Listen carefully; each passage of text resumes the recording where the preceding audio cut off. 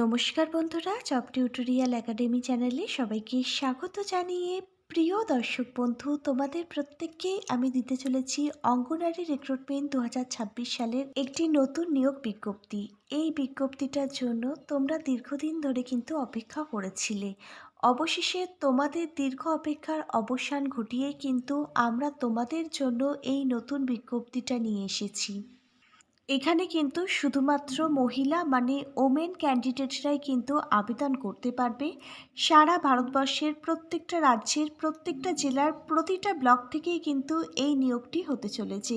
তোমাদের জন্য কিন্তু দারুণ সুখবর, তোমরা যারা যোগ্য ক্যান্ডিডেট প্রত্যেকেই তোমরা এখানে আবেদন করবে। এবারে সম্পূর্ণ আবেদনটি তোমাদের প্রত্যেককে কিন্তু অফলাইনে নয় অনলাইনে করতে হবে। চলো তোমাদের প্রত্যেককে আমি আজকের এই ভিডিওর মাধ্যমে সম্পূর্ণ ডিটেলসে বিস্তারিতভাবে দেখিয়ে দিচ্ছি। তোমরা যারা এখানে আবেদনটি করতে চাইছো কিভাবে তোমরা এখানে আবেদন করবে, আবেদন পদ্ধতির প্রতিটা স্টেপ বাই স্টেপ থেকে শুরু করে এখানে কোন কোন পোস্টে নিয়োগের জন্য বিজ্ঞপ্তি প্রকাশিত হয়েছে, তার জন্য শিক্ষাগত যোগ্যতাটি কি থাকতে হবে, এখানে এলিজিবিলিটি ক্রাইটেরিয়াগুলো সহ বয়সসীমা, কোন পোস্টের জন্য কত টাকা বেতন থাকছে প্রত্যেক মাসে, আমাদের রাজ্যের কোন কোন জেলার জন্য এই নিয়োগের বিজ্ঞপ্তিটা প্রকাশিত হয়েছে, সম্পূর্ণ ডিটেলসে আমি বিস্তারিতভাবে আলোচনা করব আজকের এই ভিডিওর মাধ্যমে। প্রত্যেকে কিন্তু আজকের সম্পূর্ণ ভিডিওটা খুব মনোযোগ সহকারে দেখো।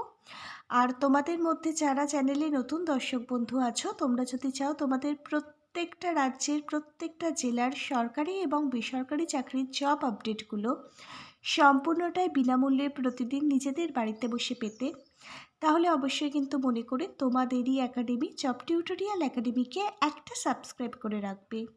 প্রিয় ক্যান্ডিডেট, এবার আসা যাক বিস্তারিত তথ্যে। তোমরা দেখো এখানে অর্গানাইজেশন অর্থাৎ সংস্থার নাম হচ্ছে West Bengal and child development department West Bengal. এই নিয়োগটি হচ্ছে WBPSC অর্থাৎ ওয়েস্ট বেঙ্গল পাবলিক সার্ভিস কমিশনের তরফ থেকে কিন্তু এই নিয়োগটি হতে চলেছে। এখানে একটি নয় একাধিক শূন্যপদ রয়েছে তোমাদের জন্য।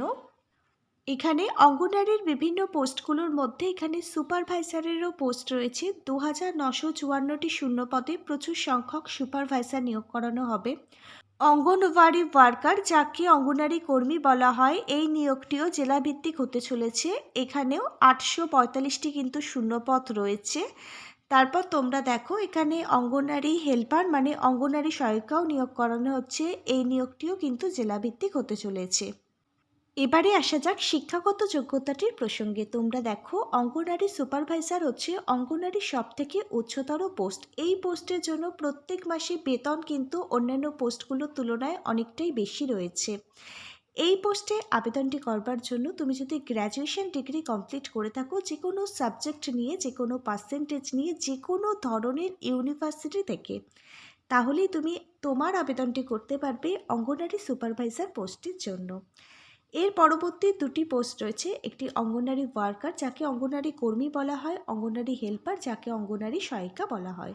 তোমার ন্যূনতম শিক্ষাগত যোগ্যতা, তুমি যদি যে কোনো ধরনের স্কুল বোর্ড থেকে মাধ্যমিক পাশ করে থাকো তাহলেই তুমি অঙ্গনারী ওয়ার্কার পদের জন্য আবেদনটি করতে পারবে।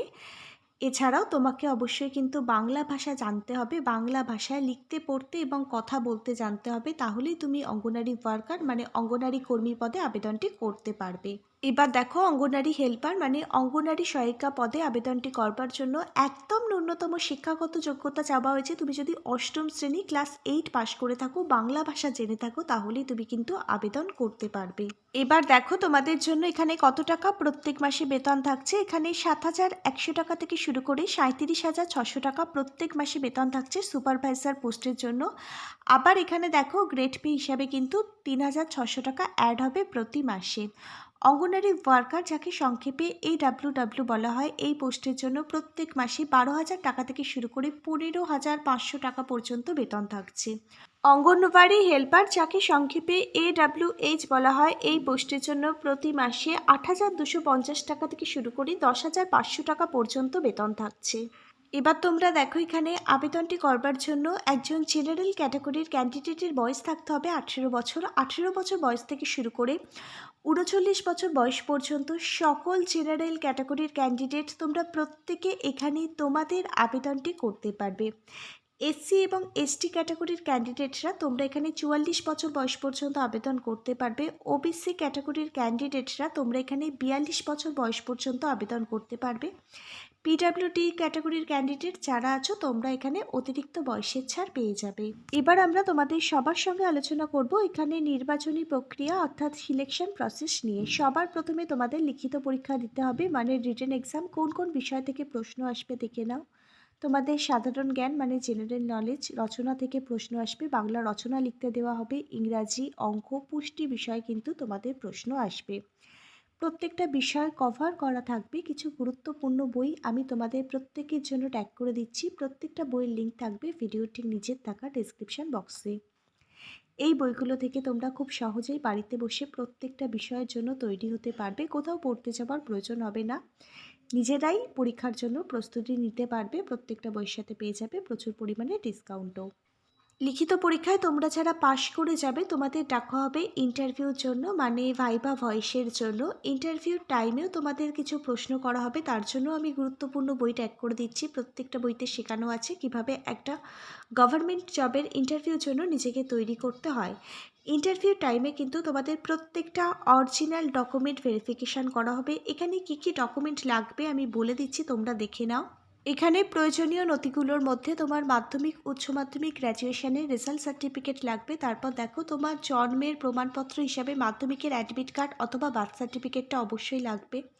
তোমার যদি কাস্ট সার্টিফিকেট থেকে থাকে, এসসি এসটি ওবিসি কাস্টে যদি তুমি বিলং করে থাকো সেই কাস্ট সার্টিফিকেট লাগবে। তারপর দেখো তুমি যদি ফিজিক্যাল হ্যান্ডিক্যাপ হয়ে থাকো তাহলে সেই প্রতিবন্ধী সনদ যে সার্টিফিকেট আছে সেটা লাগবে। অবশ্যই আইডেন্টি প্রুফ হিসাবে ভোটার কার্ড এবং আধার কার্ডটির মধ্যে যে কোনো একটি লাগবে। এই সমস্ত ডকুমেন্টগুলো কিন্তু এখানে ভেরিফিকেশান করা হবে ইন্টারভিউ টাইমে। প্রিয় ক্যান্ডিডেট, এবার তো তোমাদের মনে প্রশ্ন আসছে কবে থেকে এখানে আবেদনটি শুরু হচ্ছে এবং কিভাবে তোমরা এখানে আবেদনটি করবে। এই সমস্ত বিষয় আমি এবার সম্পূর্ণ ডিটেলসে আলোচনা করব, একটু দেখে নাও। এবার দেখো এখানে অনলাইনের মাধ্যমে আবেদনটি করবার জন্য তোমাদের সবার প্রথমে যে অফিসিয়াল ওয়েবসাইটটি ভিজিট করতে হবে। অফিসিয়াল ওয়েবসাইটটি প্রত্যেকে অনস্ক্রিনে দেখতে পাচ্ছ। অফিসিয়াল ওয়েবসাইটটি হচ্ছে psc.wv.gov.in। এছাড়া এখানে আরও আরেকটি অফিসিয়াল ওয়েবসাইট আছে। অফিসিয়াল ওয়েবসাইটটি হচ্ছে wbicds.in। এই দুটি অফিসিয়াল ওয়েবসাইটের মধ্যে যে কোনো একটি অফিসিয়াল ওয়েবসাইট তোমাদেরকে ভিজিট করতে হবে এবং সবার প্রথমে তোমাদের ওয়ান টাইম রেজিস্ট্রেশন প্রক্রিয়াটি কিন্তু সম্পূর্ণ করতে হবে যদি তুমি একজন নতুন ক্যান্ডিডেট হয়ে থাকো। তারপর দেখো তোমাকে কিন্তু আবেদন ফর্মটি সুন্দরভাবে ফিল আপ করতে হবে। তোমার প্রত্যেকটা অরিজিনাল ডকুমেন্ট যেগুলো এখানে আপলোড করতে বলা হয়েছে সেগুলো আপলোড করতে হবে। তার মধ্যে ফটো সিগনেচার অবশ্যই কিন্তু আপলোড করতে হবে। তারপর এখানে কিন্তু আবেদন মূল্যটা তোমাদের অনলাইনের মাধ্যমে জমা করতে হবে। কত টাকা আবেদন মূল্য লাগবে আমি বলে দিচ্ছি, দেখে নাও।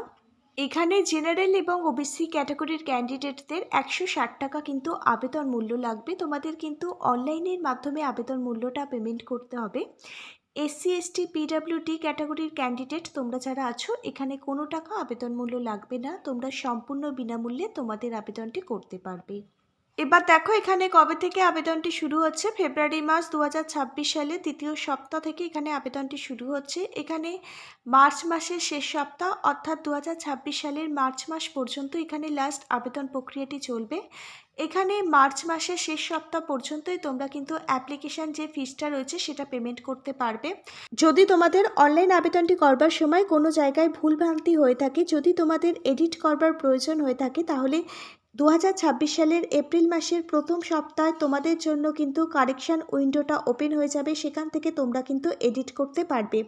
তোমাদের রিটেন এক্সাম অর্থাৎ লিখিত পরীক্ষা হবে 2026 সালের জুন জুলাই মাস নাগাদ। তোমরা যারা লিখিত পরীক্ষায় পাশ করে যাবে তোমাদের ইন্টারভিউ এবং ডকুমেন্ট ভেরিফিকেশানের জন্য ডাকা হবে 2026 সালের সেপ্টেম্বর এবং অক্টোবর মাস নাগাদ। লিখিত পরীক্ষা এবং ইন্টারভিউ মিলিয়ে তোমাদের যাদের নম্বর সর্বোচ্চ থাকবে তাদের নামের ফাইনাল মেরিট লিস্ট অর্থাৎ ফাইনাল রেজাল্ট পাবলিশ করে দেওয়া হবে অফিসিয়াল ওয়েবসাইটে। 2026 সালের নভেম্বর ডিসেম্বর মাস নাগাদ তোমাদের ফাইনাল রেজাল্ট কিন্তু প্রকাশিত হয়ে যাবে। প্রিয় ক্যান্ডিডেট, এতক্ষণ পর্যন্ত আমরা তোমাদের সঙ্গে যে বিজ্ঞপ্তিটা নিয়ে সম্পূর্ণ ডিটেলসে আলোচনা করলাম, এই বিজ্ঞপ্তিটার জন্য আবেদন শুরু হতে চলেছে আমাদের পশ্চিমবঙ্গ রাজ্যের পূর্ব বর্ধমান জেলায়। পূর্ব বর্ধমান জেলার যারা ক্যান্ডিডেট আছো, তোমরা যারা দীর্ঘদিন ধরে অঙ্গনারী রিক্রুটমেন্টের একটি নতুন বিজ্ঞপ্তির জন্য অপেক্ষা করছিলে, অবশেষে তোমাদের জন্যই কিন্তু এই বিজ্ঞপ্তিটা প্রকাশিত হতে চলেছে। তোমরা প্রত্যেকে কিন্তু অবশ্যই এখানে আবেদন করবে। আর অন্যান্য জেলার যদি অঙ্গনারী রিক্রুটমেন্টের নতুন আপডেট পেতে চাও, অবশ্যই নিচের কমেন্ট বক্সে তোমার জেলার নামটা কমেন্ট করে জানিও। আমরা অবশ্যই, আমাদের কাছে যদি তোমার জেলার কোনো আপডেট আসে, আমরা নিশ্চয়ই তোমার জেলার জন্য নতুন প্রজেক্ট রেডি করে এরকমভাবে নতুন ভিডিও আনবো। আজকে তাহলে এখানে এই পর্যন্তই। আজকের ভিডিওটা যদি একটি ইনফরমেটিভ ভিডিও বলে তোমাদের মনে হয়, অবশ্যই একটি লাইক করে দিও। Hare Krishna, Radhe Radhe, thank you universe. ধন্যবাদ সবাইকে।